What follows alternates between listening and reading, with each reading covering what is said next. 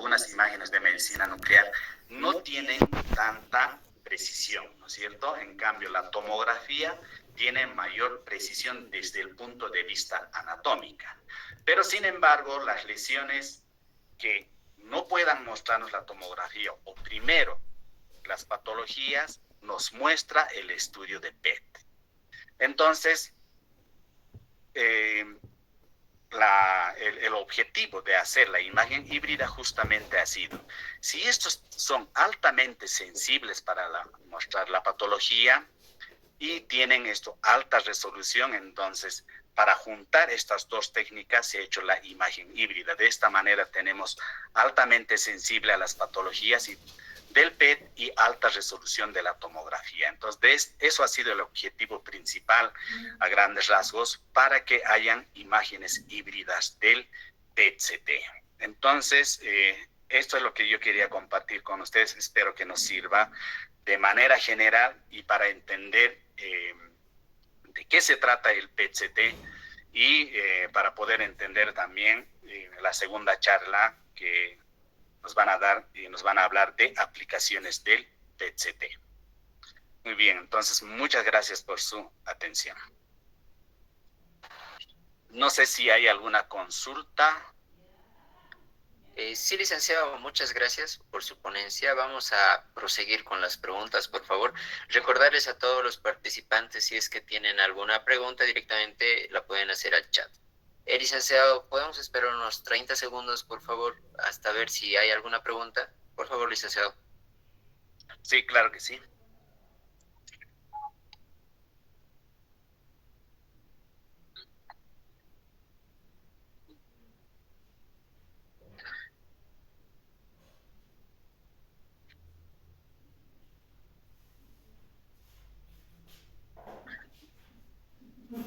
Bueno, licenciado, aquí hay una pregunta.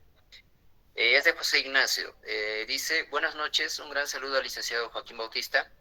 Mi pregunta es la siguiente. En Bolivia, ¿qué tan frecuente es el uso de PET-CT en Bolivia? Muchas gracias. Claro que sí.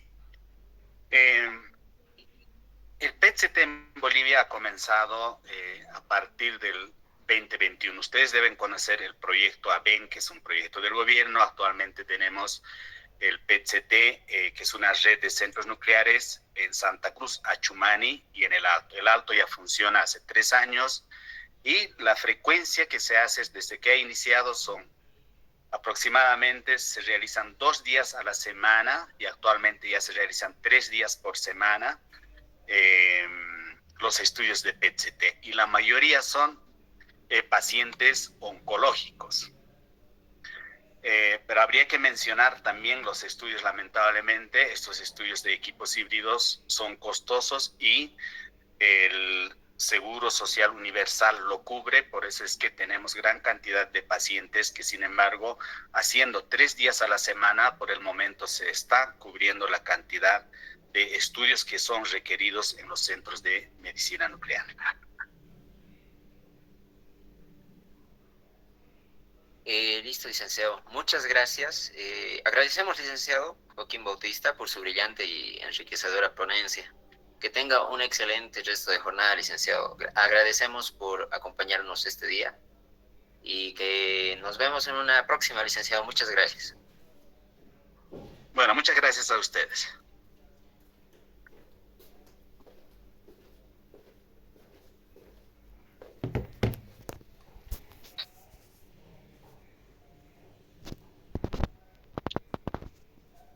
Bueno, a ver, licenciado, ¿puede dejar de compartir la pantalla, por favor? Gracias. Bueno, continuando con el programa, vamos a presentar al siguiente ponente con el tema Aplicaciones Técnicas PET-CT a cargo de la doctora Diana Gutiérrez Cruz, médico nuclear, quien es especialista en medicina nuclear e imagen molecular en la Universidad de la República de Uruguay. También tiene una alta especialidad en oncología nuclear del Instituto Nacional de Cancerología en México. Así, a su vez, tiene una maestría en salud pública de la Universidad Mayor de San Andrés. Es exdirectora del Instituto Nacional de Medicina Nuclear de La Paz, Bolivia, y es a su vez médico nuclear en el Centro de Medicina Nuclear y Radioterapia El Alto de la Agencia Boliviana de Energía Nuclear. Recordarles nuevamente a todos los presentes que si tienen alguna pregunta la realicen mediante chat. Sin más preámbulo, doctora, sea usted muy bienvenida. Puede compartir, o bueno, puede proseguir. Tiene la palabra.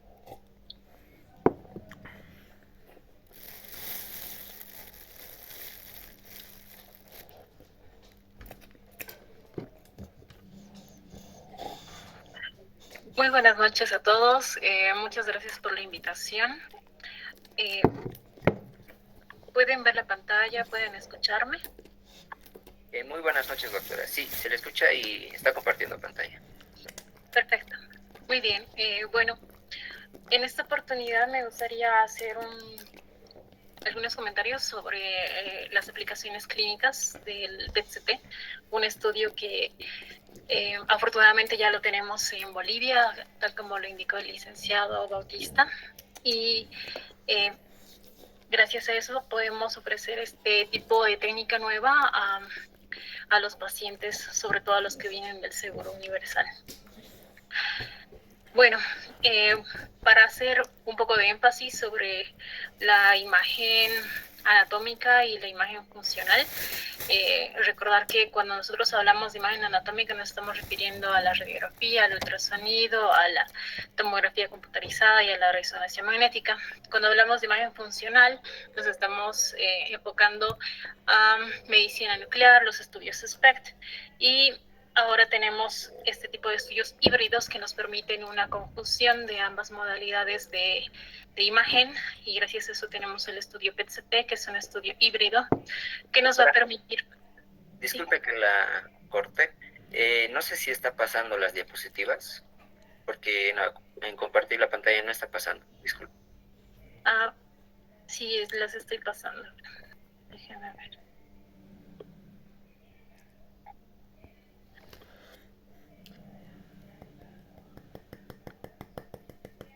Sí, debería estar ya con la segunda imagen. Dejó de compartir su pantalla, doctora.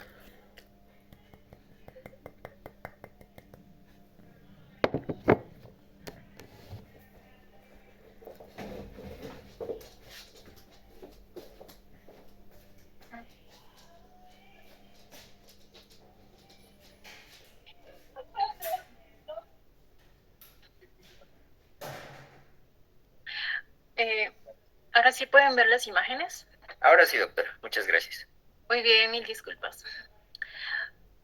Bien, habíamos dicho de que cuando hablamos de imagen PET-CT estamos hablando de imagen híbrida que va a fusionar la imagen funcional con la tomografía. Para eso vamos a utilizar radiofármacos.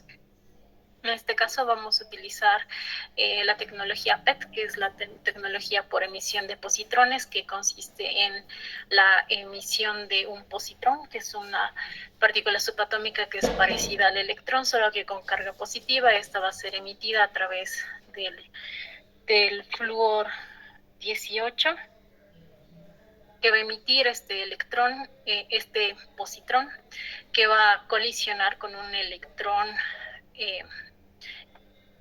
del paciente, y a partir de esta colisión se van a formar estos dos rayos gamma, que cada uno son de 511 keps, y a través de los detectores PET nos van a producir la imagen. La adquisición PET-CT se va a llevar a cabo en estos equipos que están conformados por el tomógrafo y el gantry para la adquisición de la imagen molecular. Tenemos la tomografía que se realiza de cuerpo entero al paciente, la imagen PET y la fusión de ambas, que va a ser la imagen híbrida. Los trazadores que vamos a utilizar en medicina nuclear, en PET, son múltiples y actualmente se siguen elaborando muchos tipos de trazadores porque se va descubriendo nuevos receptores moleculares en los diversos tipos de patología. En Bolivia tenemos el flúor 18 FDG, que es la fluorodesoxiglucosa, que va a ser utilizada para estudios en oncología, en cardiología y en neurología. Esperamos que con el paso del tiempo logramos que nuestro ciclotrón vaya a formar las otras moléculas que también nos van a servir mucho para las patologías que son prevalentes en nuestro país. Cuando hablamos de la biología de las células tumorales, esta parte va a ser importante porque estamos hablando de que las células normales humanas van a utilizar glucosa para poder metabolizar los diferentes elementos. Y cuando hablamos de células tumorales, estas células tumorales van a tener un incremento de la necesidad de tener glucosa dentro de la célula, lo que va a producir una elevada cantidad de receptores a nivel de la membrana celular. Estos receptores de la glucosa se denominan GLUT1, 2, 3 y existen ahora descubiertos hasta el GLUT14, que son receptores en la membrana celular que están determinando la avidez de esta célula tumoral por crecer, por proliferar, y esa capacidad de esta célula nos va a permitir identificarla, porque nosotros vamos a poder decir, este grupo de células que están teniendo mayor avidez por la glucosa probablemente se deben a un origen tumoral. ¿Cómo es que funciona este proceso? Tenemos nosotros la molécula de glucosa y nuestra fluorodesoxiglucosa va a ser una molécula muy similar. La diferencia es de que una vez que ingresa a través de los receptores de glucosa en las células, esta va a ser una célula tumoral, va a ser metabolizada por la exoquinasa 2 y se va a convertir en una 18-fluorodesoxiglucosa 6-fosfato a nivel del carbono 2. Esta se va a quedar en la célula y a nosotros nos va a permitir visualizar aquellas células tumorales. No va a seguir la misma vía de la glicólisis de la TPA, de la glucosa normal, pero el hecho de que pueda entrar dentro de la célula y pueda metabolizarse a través de esta enzima y pueda acumularse dentro de las células tumorales nos va a permitir la visualización en los equipos PET-CT. Entonces, acá tenemos un estudio PET-CT de cuerpo entero en el que nos va a mostrar la biodistribución fisiológica normal de la fluorodesoxiglucosa. Nosotros tenemos aquí la captación normal en cerebro, porque el cerebro va a alimentarse principalmente de glucosa para su funcionamiento, glándulas salivales, tiroides, el miocardio va a tener una captación de glucosa cuando hay demasiada glucosa circulante. Además, la glucosa tiene una eliminación renal, por eso vamos a ver la imagen de las siluetas renales, los uréteres y la eliminación a través de la vejiga. Esto es una captación normal del FDG y tener esto en mente a nosotros nos va a ayudar a determinar cuándo estamos hablando de una imagen patológica o cuándo estamos hablando de una imagen fisiológica. Ahora bien, hay ciertos factores que van a determinar que nosotros tengamos una captación mayor o menor de la glucosa en los diferentes metabolismos. Para eso va a haber factores histológicos que van a determinar que un tipo tumoral tenga mayor avidez o mayor captación del FDG. Esto, por ejemplo, va a ser el tipo de granulación, la masa de las células viables, el grado de diferenciación. Mientras mejor diferenciación tenga este tejido tumoral, nosotros vamos a tener mayor avidez de nuestro trazador porque es una célula que está captando mucha más glucosa. El origen histológico, porque hay tipos histológicos que no van a ser ávidos por el FDG. Por ejemplo, los carcinomas de células mucinosas no van a tener tantos receptores de glucosa, lo que nos va a impedir a nosotros visualizar aquellas células que tienen ese tipo de tumor. La forma de crecimiento y el grado de hipoxia. Para marcadores de hipoxia tenemos otro tipo de trazadores que son mucho más específicos, como el FMISO, por ejemplo. Hay otros factores extrínsecos que son los que se explicaron en la charla anterior, por ejemplo, la hiperglucemia. Si el paciente no cumplió con el ayuno que nosotros indicamos, que dijimos al menos de 6 horas, o este paciente recibió en un periodo menor a 3 meses tratamiento corticoideo, eso va a elevar nuestros niveles de glucemia y va a impedir que nosotros podamos ver o caracterizar lesiones tumorales en ese paciente. Necesitamos tener ese tiempo de periodo de espera después de la administración de medicamentos que tengan corticoides, que el paciente haya cumplido adecuadamente el ayuno. Acá nos interesa mucho averiguar si el paciente tiene diabetes o no, porque aquellos pacientes diabéticos necesitamos programarlos en horarios especiales donde sabemos que vamos a tener niveles de glucosa aceptables. Nosotros toleramos que el paciente pueda llegar a tener una glicemia hasta menos de 200 miligramos de decilitro. Si tiene una glicemia mayor a este valor, el estudio no nos va a servir y necesitamos hacer una reprogramación para poder tener un estudio en condiciones ideales. El tamaño de la lesión, esto pues es muy indiscutible. Hay lesiones muy pequeñas que pueden tener mayor avidez del EPDG, entonces va a depender mucho más del tipo tumoral y la cantidad de receptores que tenga esa célula.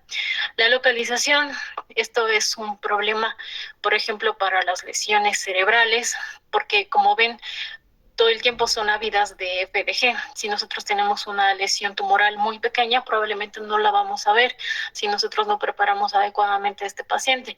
Existen otro tipo de trazadores que son mucho más específicos para lesiones cerebrales o, por ejemplo, otro tipo de técnicas, porque el EPDG no va a ser tan específico o sensible para poder detectar este tipo de lesiones. Y si es que se ha recibido tratamientos oncológicos, necesitamos saber que existen tiempos de espera después de la realización de quimioterapia, al menos un mes, después de la radioterapia, al menos 3 a 6 meses necesitamos esperar para poder tener una buena imagen del paciente, porque este tipo de tratamientos pueden causar inflamación de los tejidos y esa inflamación nos puede crear falsos positivos y nosotros no vamos a poder dar un diagnóstico preciso. Como les había estado explicando, no solamente hablamos de FDG cuando hablamos de PET-CT, hablamos de múltiples tipos de trazadores que no solamente van a ir a los receptores de membrana, sino también están yendo a la matriz extracelular, pueden ir al endotelio vascular que está rodeando o el endotelio que ha proliferado en aquellas células tumorales, receptores que van a ir directamente a metabolitos como ser la timidina o la sinasa, receptores que van a cierto tipo de receptores hormonales como la somatostatina o receptores que van hacia anticuerpos como el PSMA. Se han creado y se siguen creando múltiples tipos de trazadores moleculares que nos van a permitir no solamente hacer el diagnóstico, sino la evaluación del tratamiento, el pronóstico, el seguimiento de todos estos pacientes oncológicos. Y bueno, pasando al tema que nos interesa, quisiera empezar con las aplicaciones oncológicas y algunos ejemplos de estos. Principalmente va a ser utilizada en linfomas. En linfoma es casi imprescindible su uso porque nosotros necesitamos, o el médico hematólogo va a necesitar el PET-CT para poder hacer una buena estratificación de los linfomas antes de comenzar el tratamiento. Una vez que ya haya iniciado, se llama un PET intermedio. Esto sirve para valorar de que si tenemos una buena respuesta al tratamiento, de repente podemos evitar dar cierto tipo de quimioterápicos que pueden llegar a ser tóxicos, o si no estamos recibiendo una buena respuesta al tratamiento, se puede cambiar la línea para una mejor atención de ese paciente. Es muy reconocido el papel del PET-CT en los cánceres de pulmón, colon, cabeza de cuello, melanoma, en las neoplasias de origen desconocido, en el cáncer de tiroides cuando este está desdiferenciado, así como en otros tipos de cáncer. El primero de estos ejemplos sería es una paciente femenina de 37 años. Esta es la imagen en proyección de máxima intensidad, en la que podemos ver la captación normal en cerebro, glándulas salivales, miocardio, la eliminación renal y a través de la vejiga. Y vemos estos otros focos de captación que no son normales. Si podemos ver la simetría, acá estamos viendo una captación a nivel cervical, y si nos vamos a los cortes híbridos axiales, podemos evidenciar de que existe un foco de captación intenso a nivel de la nasofaringe, otro foco de captación a nivel cervical izquierdo, y este otro foco de captación que está a nivel del lóbulo superior derecho. Esta es una paciente femenina con un carcinoma nasofaringeo que ya se había sometido a cirugía, quimioterapia y radioterapia, y está viniendo para una evaluación de la respuesta al tratamiento. Entonces podemos ver que en ella el tumor ha recidivado y además tiene metástasis locales y a distancia. Este es otro paciente, dice un paciente masculino de 54 años. Este paciente tiene un carcinoma escamoso de la base de la lengua, que ya fue operado y fue tratado con radioterapia, y que lo mandan para evaluarlo un año después para una reestadificación en vigilancia.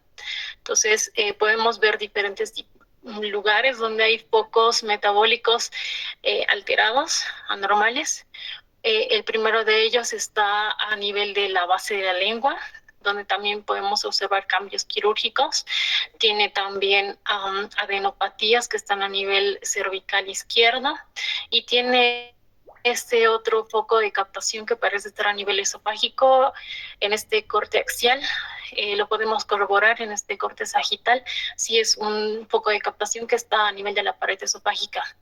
Esto se interpreta como una recidiva del carcinoma escamoso a nivel de la base de la lengua, con adenopatías locales que están a nivel cervical derecho, y este otro foco de captación probablemente se deba a un segundo primario que no está relacionado con el carcinoma de base de lengua. En el cáncer de tiroides, pues el cáncer de tiroides en primer lugar tiene que ser visto con medicina nuclear convencional. Esto es yodo 131, que en nuestro país sí tenemos ese tipo de técnica.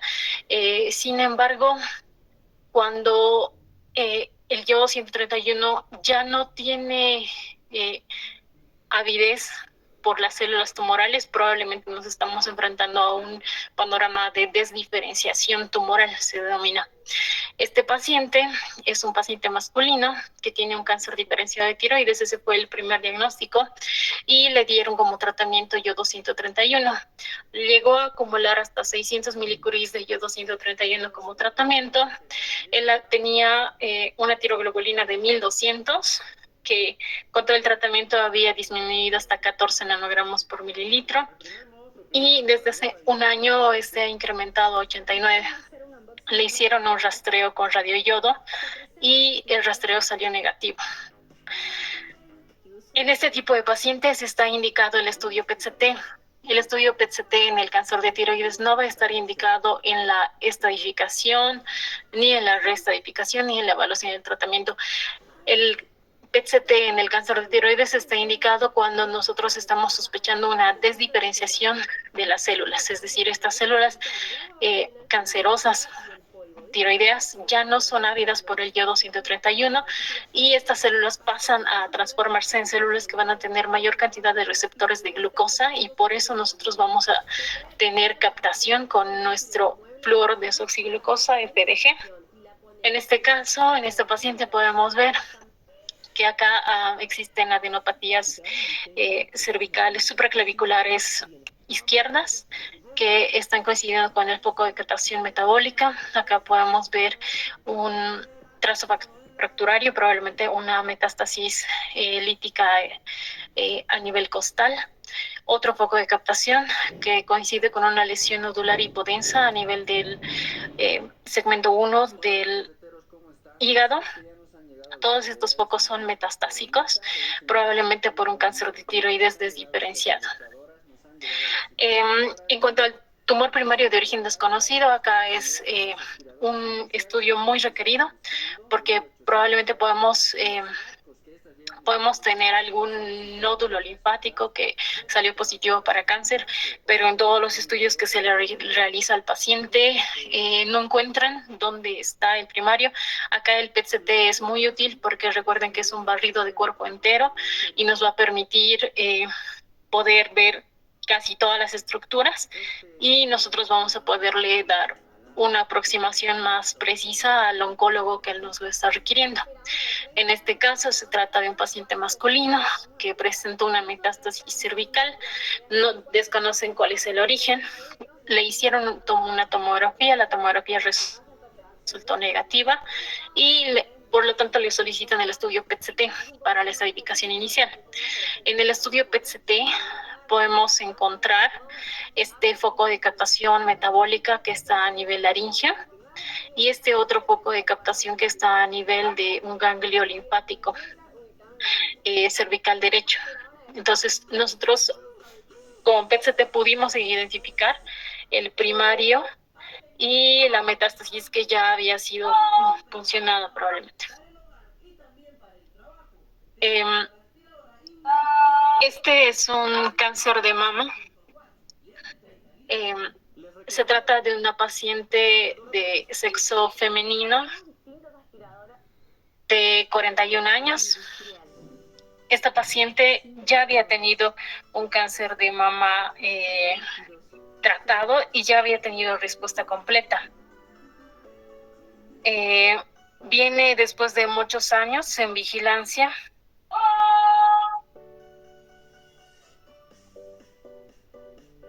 Para poder evaluarla y entonces podemos ver las imágenes. Esta es la imagen en proyección de máxima intensidad en la que ya podemos observar un poco de captación metabólica que coincide con este nódulo linfático que está a nivel axilar, probablemente en el nivel 1. Y también podemos ver este otro foco nodular que está a nivel del músculo deltoides. Esta paciente está teniendo una recurrencia de su cáncer de mama, por lo cual recibe un tratamiento quimioterápico específico.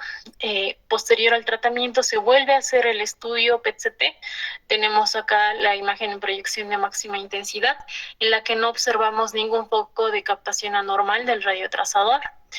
Tenemos el mismo corte axial a nivel de ganglios axilares y podemos observar que existen ganglios que tienen morfología normal, que no tienen captación metabólica. Este paciente tiene una respuesta completa al tratamiento. Otra paciente con cáncer de mama que vino para estadificación. En esta paciente ya sabían que tenía el cáncer, ya sabían que tenía adenopatías axilares. Probablemente esta paciente tenía un cáncer de un tamaño considerable. Nosotros generalmente en cáncer de mama esperamos que tengan un estadio 3A, al menos para que la puedan mandar.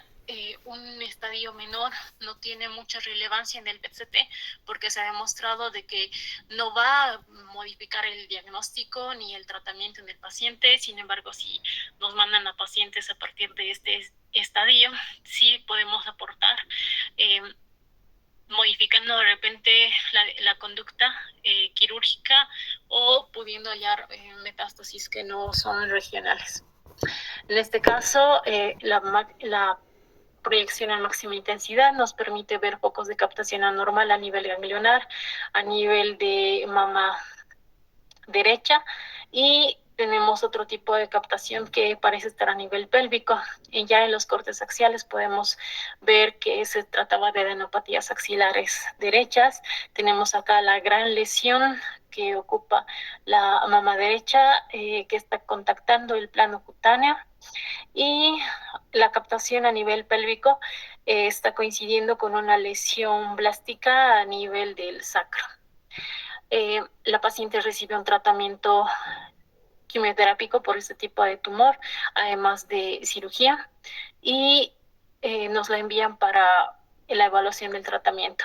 Podemos notar acá que existe una captación anormal a nivel de cuello. Esto probablemente se deba a grasa parda, que como ya les habían explicado en la charla anterior, esto probablemente se deba a la captación en grasa parda. No existe otro foco de captación anormal que nos llame la atención. Esta paciente la valoramos en los mismos cortes axiales, tuvo una respuesta completa al tratamiento. En cáncer de mama, reiterándoles, podemos llegar a tener una especificidad cercana al 100%. Este estudio es mucho mejor que la mamografía y la ecografía juntas, que quizá pueda ser inferior a la resonancia magnética. Y ahora pasamos con el cáncer de pulmón, que les había dicho. En cáncer de pulmón va a ser muy importante el papel del PET-CT, siempre considerando de que conozcamos el tipos histológicos que no van a ser tan ávidos como son los carcinomas mucinosos. En este caso tenemos un paciente de 54 años. Este paciente tiene el diagnóstico de un carcinoma de células escamosas desde hace 2 años, que fue sometido a quimioterapia y cirugía, y se le realiza un PET-CT 1 año después por vigilancia. Si vemos los cortes tomográficos aquí en la ventana de pulmón, podemos ver cambios quirúrgicos. Acá no podemos ver alguna alteración específica que nos llame la atención en el corte tomográfico. Sin embargo, en el estudio híbrido ya podemos ver claramente el foco de captación metabólica intenso, que probablemente se deba a la recidiva de este cáncer. También hay otro foco que es paracardial, probablemente en relación a una adenopatía, y hay este otro punto que coincide con una infusión pleural. Esto es un pitfall, es decir, una captación normal que no es patológica. Sin embargo, este paciente está con una recidiva de su cáncer de pulmón. En cáncer de colon es muy importante el papel del PET-CT, sobre todo cuando vamos a analizar metástasis a distancia. En este caso tenemos un paciente de 68 años que ha diagnosticado con un cáncer recto sigmoideo. Este paciente lo están mandando para estadificación.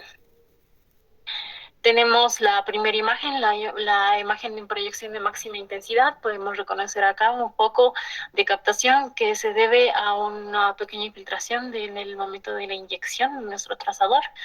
Y después de eso vamos a ver otros focos de captación anormales. Acá hay uno que está a nivel del hígado.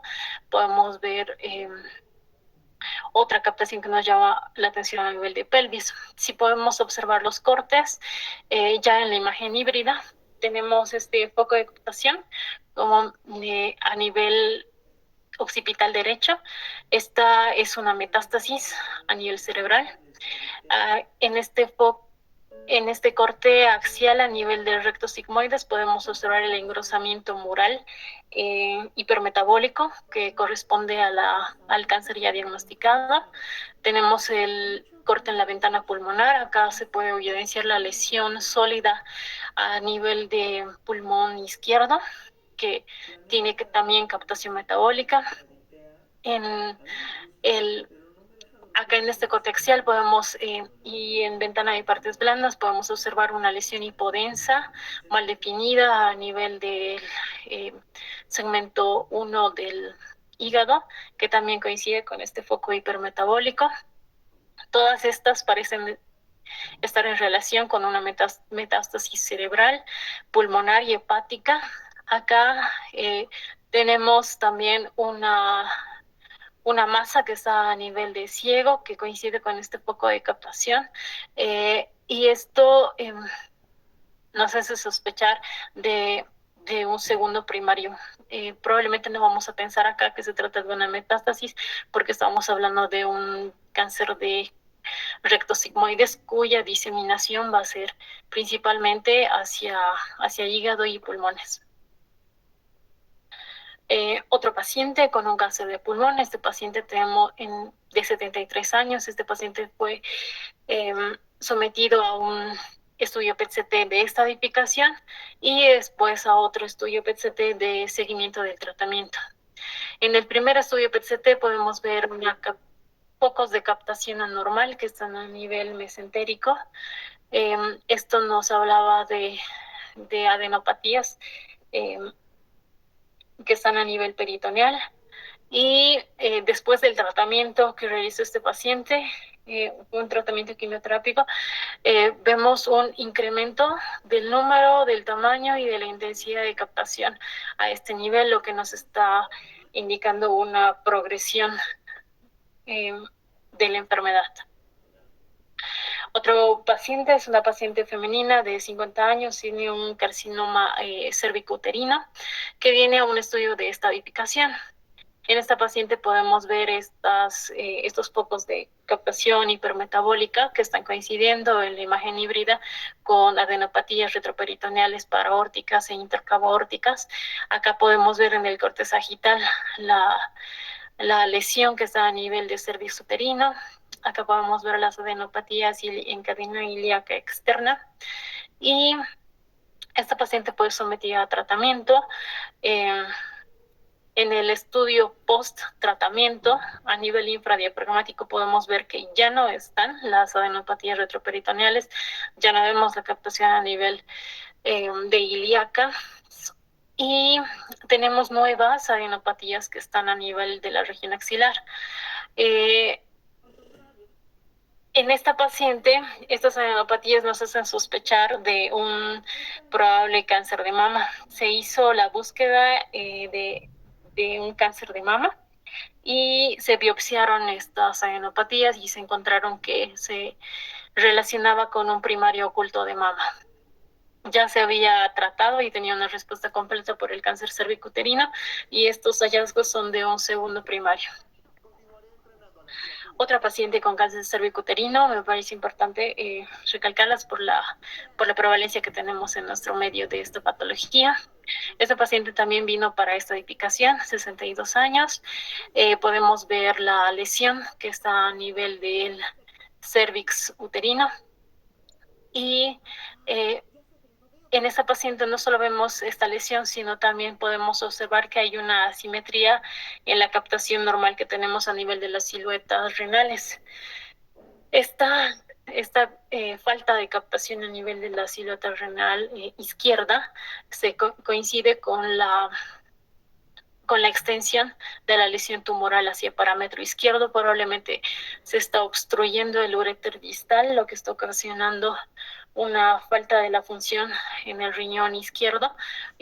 Por lo tanto, nos advierte pues una conducta quirúrgica que se debería tomar de forma inmediata con esta paciente para que ella no pierda la función renal. Este tipo de cáncer, los linfomas, en este tipo de cáncer es muy importante el papel del PET-CT, ya les he dicho, porque nosotros necesitamos apoyar al médico hematólogo antes del tratamiento, en medio del tratamiento y al final del tratamiento, porque se ha demostrado que la técnica de PET-CT es muy confiable para poder determinar la respuesta al tratamiento. Para poder evaluar la respuesta al tratamiento en el linfoma, existen los criterios de Deauville. Los criterios de Deauville nos dicen cuando tenemos un tipo de respuesta que va a ser metabólica tipo 1 es una respuesta completa, un Deauville 1, 2, 3, inclusive hasta el Deauville 3 estamos hablando de respuesta completa. Cuando hablamos de Deauville 4 hablamos de una respuesta parcial y un Deauville 5 es una progresión de la enfermedad. ¿Qué es lo que utilizamos para poder ver estos parámetros? El SV, la captación de máxima intensidad del FDG, medidas a nivel hepático y a nivel aórtico, a nivel del pool mediastinal, nos va a determinar si este tipo de cáncer está respondiendo al tratamiento. Entonces, nosotros tenemos que en un Deauville 1, este paciente, por ejemplo, tenía estos linfonodos que son cervicales derechos, y posterior al tratamiento podemos observar que ya no se observan morfológica ni metabólicamente, estos eran los linfonodos, y ya no se observan. Esta es una respuesta completa con un Dubil 1 porque no existe ninguna captación anormal. Tenemos este otro paciente que tenía varios ganglios afectados por la enfermedad a nivel supradiafragmático y podemos ver una disminución de los mismos. Acá todavía se puede observar algo del ganglio, pero tiene una captación menor al pool mediastinal. En este otro paciente tenía captación a nivel supra e infradiafragmático. Miren cómo tenía la extensión de la enfermedad a nivel cervical, axilar, peritoneo, cadenas ilíacas, y posterior al tratamiento todavía vemos algunos ganglios que nos llaman la atención, sobre todo estos a nivel pélvico, y a nivel pélvico hacemos una medición de la captación y esto llega a tener un Sumax de hasta 3.4, que sigue siendo menor al Sumax de 3.9. Entonces nosotros decimos, este paciente sí tiene una respuesta metabólica completa, pero todavía tiene captación del FDG. En este otro paciente tenemos que tenía captación a nivel de ganglios cervicales izquierdos, que disminuye en el estudio de control. Sin embargo, tienen un nivel todavía superior al metabolismo hepático. Se vea que ha tenido una respuesta metabólica incompleta. Y este paciente es un nivel 5 porque tiene estas masas que son peridiafragmáticas. Estas llegan a incrementar en algunos casos. Miren, el Sumax del hígado llega hasta 4 y el Sumax de esta lesión posterior al tratamiento llega a 32. Esta paciente está teniendo una progresión de la enfermedad. Otro tipo de patología en la que nosotros podemos colaborar es el melanoma maligno. Por ejemplo, este paciente es un paciente con un melanoma en el hombro. Este es un estudio de cuerpo entero. Melanomas siempre requieren un estudio de cuerpo entero, y en el que podemos identificar esta lesión que es hipermetabólica a nivel de la tibia izquierda, que nos está hablando de una recurrencia de la enfermedad. En el cáncer de próstata, el cáncer de próstata no va a ser ávido de nuestro FDG. Para valorar cáncer de próstata necesitamos cambiar de trazador. Vamos a utilizar el PSMA, que es el antígeno prostático específico de membrana. Este es una glicoproteína de membrana tipo 2, es una carboxipeptidasa que tiene localización transmembrana con una mayor proporción extracelular, que no solamente se va a captar a nivel de las células tumorales prostáticas, también se va a captar a nivel de glándulas salivales, hígado, vaso, a nivel de gastrointestinal. También tiene eliminación renal y por eso vamos a tener algo de captación a nivel de vejiga. Este tipo de trazadores nos va a permitir una buena valoración de un cáncer de próstata. Que tenemos un ejemplo. Este paciente es un paciente de 67 años, masculino, un carcinoma de próstata, un Gleason de 8 con un PSA de 4.9. Se le hace un estudio PET-CT con PSMA de estadificación. Sabemos que es PSMA porque se capta a nivel de glándulas salivales, hígado, vaso, riñones y tracto gastrointestinal. Lo que es anormal para aquí es este foco de captación que parece tener una extensión vertical que coincide con la imagen axial, una captación a nivel de vejiga y que se extiende a nivel de uréter izquierdo. Este fue confirmado por anatomía patológica. Los tumores neuroendocrinos son otro tipo de tumores que tampoco van a tener una apetencia específica por la fluorodesoxiglucosa. Para este tipo de tumores utilizamos otro tipo de receptores que van a ser los receptores de somatostatina. Los receptores de somatostatina tienen, o más bien, se llaman así porque se van a encontrar a nivel de son producidos a nivel de las células neuroendocrinas. Hablamos principalmente de, por ejemplo, el páncreas, o pueden encontrarse en cualquier parte del cuerpo, y estos son de 5 tipos.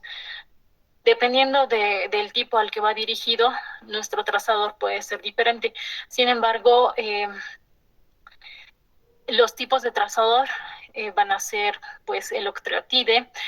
Aquí están los trazadores DOTA, que son los DOTATOC, DOTANOC, DOTATATE, que nos van a servir todos ellos para poder caracterizar este tipo de tumores. En este caso, tenemos como ejemplo a un paciente femenino, una paciente femenina de 73 años, que en una endoscopía, en una colonoscopía, le habían encontrado alguna alteración a nivel del ciego, por lo que sospecharon de un tumor neuroendocrino. Pueden ver esta imagen nodular en la tomografía axial a nivel de pelvis, y al realizarle este estudio con estos trazadores de somatostatina, podemos ver una avidez por nuestro fármaco acá, que está confirmándonos que este paciente tiene un tumor neuroendocrino. El rhabdomiosarcoma y todos los sarcomas en general tienen, en ellos se tiene una gran utilidad con el estudio PET, sobre todo porque estos tumores pueden metastizar a cualquier parte del cuerpo, y va a ser necesario en estos pacientes hacer un cuerpo entero para poder descartar una metástasis locorregional y a distancia. En este tipo de estudio vamos a tener una sensibilidad de hasta el 95%, siendo que la imagen convencional solo llega al 25%. En cuanto a las aplicaciones de cardiología, principalmente van a ser para valorar la percusión y la viabilidad miocárdica. Utilizamos otro tipo de trazadores. Los que están aprobados por la FDA son el amonio 13 y el rubidio 82. También obviamente usamos el EPDG para poder valorar el metabolismo glucolítico. Y acá tenemos una imagen ejemplo. ¿Qué es lo que pasó cuando necesitamos nosotros utilizar un trazador para ver la viabilidad miocárdica? Cuando estamos sospechando hibernación del miocardio o estamos sospechando de un infarto, o para confirmar un infarto. En este paciente podemos ver que hay un defecto en la captación. Esto tiene que ser una dona completa. Estamos observando el flujo a nivel del del ventrículo izquierdo. Acá vemos un defecto en la formación de esta dona. Este defecto no se puede observar en el estudio con FDG. En el estudio con FDG la captación es normal a este nivel, que es... se refiere a un mismatch, es decir, cuando no tenemos una correlación entre estas dos imágenes, estamos diciendo de que acá existe una falta de flujo a nivel del miocardio, es decir, hay células que están con isquemia, que están alteradas, y en FDG podemos verlas intactas. ¿Por qué? Porque estas células están utilizando el metabolismo glucolítico para todavía tener función. Esto nos dice que hay un miocardio hibernado. Por lo tanto, este paciente puede ser sometido a un estudio a un proceso de revascularización, a un stent, y pueden lograr recuperar ese miocardio para que no exista un daño permanente, una fibrosis o una cicatriz, como dice acá. Acá vemos la misma lesión que está también a nivel lateral, y en el FDG coincide. Esta coincidencia de la falta de captación en estos niveles nos está hablando de una cicatriz, de fibrosis a este nivel, y de que el infarto ya va a quedar como una cicatriz. Otro tipo de aplicaciones que podemos ver en cardiología son en este tipo de lesiones. Hablamos de vasculitis. Esta es una paciente de 58 años que durante 3 meses ha sufrido de debilidad, falta de aire. En laboratorio se observa velocidad de sedimentación globular elevada, igual que proteína C reactiva elevada. Le hacen tomografías de cuerpo entero que son negativas para ganglios, y entonces empiezan a pensar que se trata de un tumor, y se le pide un estudio PET-CT para buscar un tumor de origen desconocido. En el estudio PET-CT ya podemos observar una dilatación y un engrosamiento de las paredes de la aorta torácica y la aorta abdominal, que tiene una captación o una avidez por el FDG muy intensa, nos está hablando de una vasculitis que además tiene extensión a nivel supraórtico. Y en esta paciente se pudo confirmar una vasculitis, una enfermedad de Takayasu, que es una enfermedad autoinmune, inflamatoria, y que gracias a este diagnóstico pudo responder muy bien al tratamiento. Una paciente de 5 años que tenía dolor abdominal, fiebre, leucocitosis, proteína C reactiva elevada. Esta paciente la someten también a un estudio PET-CT con FDG, en la que podemos observar un engrosamiento y captación a nivel de la arteria aorta abdominal, de la arteria de la arteria mesentérica superior, y acá vemos sectores de la arteria de la aorta torácica que también tienen elevación de la captación del rayo trazador, que también nos están hablando de una vasculitis. Y por último, las aplicaciones en neurología. En neurología vamos a tener múltiples tipos de trazadores que van a ser muy útiles para el diagnóstico de la enfermedad de Parkinson, Alzheimer, la degeneración corticobasal, la demencia frontal, la parálisis supranuclear progresiva. Pero como en nuestro medio tenemos FDG, solamente con FDG se ha podido demostrar de que podemos llegar al diagnóstico de la enfermedad de Alzheimer, porque hay cierto tipo de características que nos van a poder orientar a ese diagnóstico. Nosotros deberíamos poder utilizar este tipo de trazadores, que son el beta-amiloide o el tau, que van a ser específicas para los depósitos de estas proteínas anormales a nivel cerebral. Pero en la fase prodrómica del Alzheimer podemos distinguir estas áreas azules que coinciden con áreas de hipometabolismo que están a nivel frontal y a nivel parietal, que están respetando la corteza motora, que nos están hablando de una enfermedad de Alzheimer. Este es un estudio con FDG, un paciente de 71 años con demencia.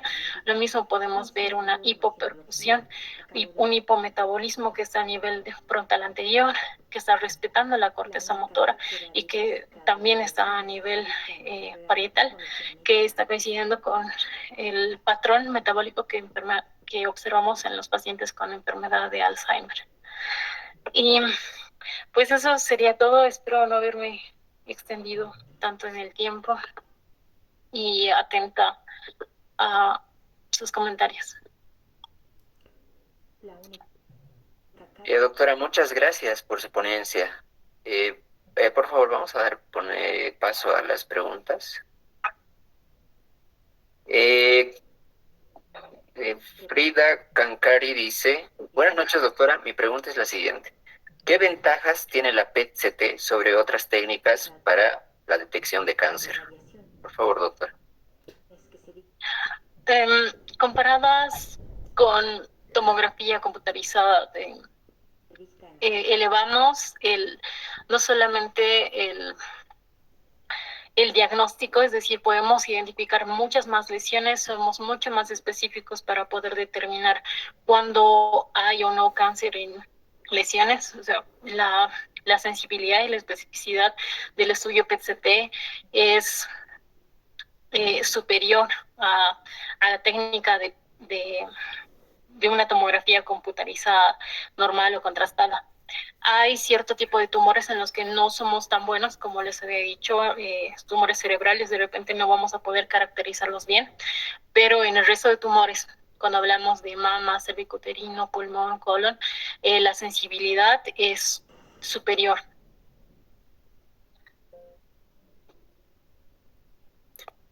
Muchas gracias, doctor.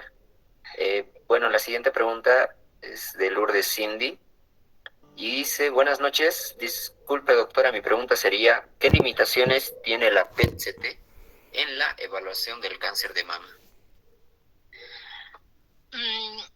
Limitaciones, pues no tenemos mucha sensibilidad cuando hablamos de tumor primario oculto de mama.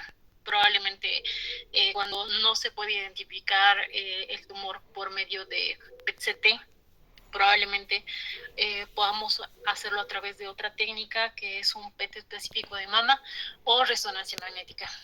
pero solo en esos casos. En el resto, comparados con el resto de las técnicas, es superior, porque no solamente te brinda la especificidad en la región local, sino también por la extensión del estudio podemos valorar todo el cuerpo, podemos encontrar metástasis que probablemente en otro estudio no van a poder ser identificadas. Muchas gracias, doctora. Esas son todas las preguntas. Y bueno, en nombre de todos también los participantes, quiero agradecerle por haber compartido sus conocimientos y experiencias con nosotros. Muchas gracias, doctora. Muchas gracias. Un placer. Un placer, doctora. Gracias. Bueno, prosiguiendo. Muchas gracias a todos en sí.